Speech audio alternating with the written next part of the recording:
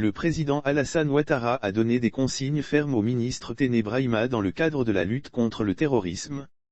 Préserver la Côte d'Ivoire de la menace terroriste et autres attaques de groupes armés de tout genre. Ce sont deux préoccupations majeures du président Alassane Ouattara, depuis son accession à la tête de l'État ivoirien. Lors de la réunion du Conseil national de sécurité tenu, jeudi 5 mai 2022, le chef de l'exécutif ivoirien, il a réaffirmé cette détermination à travers des consignes fermes au ministre d'État, ministre de la Défense, Téné Brahima. Selon le communiqué final de la rencontre, le président Ouattara a instruit son ministre de la Défense à l'effet de doter, de façon urgente, les forces de défense et de sécurité, des moyens additionnels pour leur permettre d'anticiper contre et de lutter efficacement contre les menaces terroristes et incursions à nos frontières, après le retrait de Barkhane et de Takuba du Mali.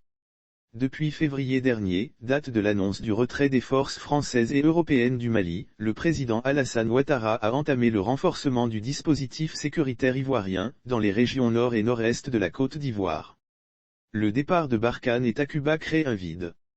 Nous serons obligés d'acheter des armes, d'avoir une plus grande professionnalisation, mais le départ de Barkhane et Takuba crée un vide.